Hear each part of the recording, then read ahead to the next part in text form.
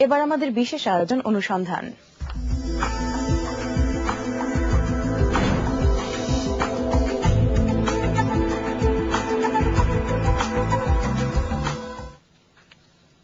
সিলেটের বালাগঞ্জে এখনো অবহেলায় পড়ে আছে শত শহীদের গণকবর। মুক্তিযুদ্ধ চলাকালে এলাকার চিহ্নিত রাজাকাররা এখানে হত্যাযজ্ঞ চালায়। ভাগ্যক্রমে বেঁচে যাওয়া অসহায় মানুষগুলো আজও ভয় পায় সেই রাজাকারদের। ফারুক হোসেনকে সঙ্গে নিয়ে আলিমুজ্জামানের ক্যামেরায় মাহাতির ফারুকের 2 পর্বের ধারাবাহিকের প্রথম পর্ব।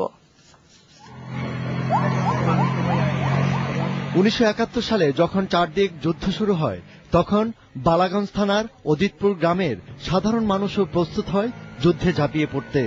কিন্তু তার আগেই হানাদার বাহিনীর সহযোগী এলাকার শান্তি কমিটির নেতারা কৌশলে ডেকে এনে লাইনে দাঁড় করিয়ে মেশিন গানের গুলি ছুড়ে তাদের বুকে।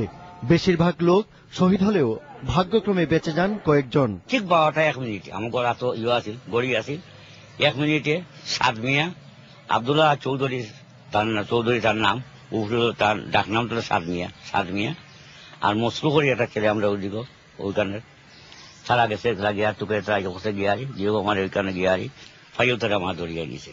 9 জন মানুষ আমরা পাইছে হই না, কইছে নকল ঘুমাই রইছে রক্ত নদীনালা বাসিয়া যারা সড়ক ও সড়ক রক্ত খাম্বা রক্ত দেখছে সারা বাসি। খেউরির মাথা নাই, খেউরির ভাও নাই, খেউরির ঠেং নাই, খেউরির পেট নাই। শান্তি কমিটি ওই তো ওই সময় ছিল সাদ আর বদুল লেগিদার, ওই যে মানুষকে ওইখান শান্তি কমিটি কইয়া আনছে। তো পাঁচজনে দেখলাম আর আনের দরিয়া পাঞ্জাবি আছে, পাবলিকে আনের দরিয়া। পাবলিকের ভিতর তো ওই যেমন সাদ আছিল, তার বাদে আলুই আছিল, তার বাদে আপনার আব্দুল কারিক আছিল, তারপরে বজরুল আছিল। দীর্ঘ 39 বছর পর শান্তি কমিটির 2-1 জন বেঁচে থাকলেও সমাজের নামী দামিদের তালিকায় এখন তাদের নাম। এদের একজন বদরুল হক জাগিদার, কিন্তু সে কানাডায় গিয়ে নাম পরিবর্তন করে এখন হয়েছে উমর শরীফ জাগিদার। অনুসন্ধান টিম বদরুলকে খুঁজতে যায় গ্রামের বাড়িতে। তাকে না পেয়ে তার সহযোগীরা অনুরোধ করে এ সংবাদ প্রচার না করতে। আর মোবাইল ফোনে বদরুলের সাথে যোগাযোগ করলে নিজেকে নির্দোষ দাবি করেন তিনি। 71-এ আমি মুক্তিযুদ্ধ ছিলাম। শাহেদ আলী সাহেবের সঙ্গে আমাকে কিছু যোগাযোগ রাখতে হতো, কেননা আমি শাহেদ আলী সাহেবের সঙ্গে আমার আত্মীয়তা সম্পর্ক ছিল, হজরত সাহেবের সঙ্গে আমার আত্মীয়তা সম্পর্ক ছিল।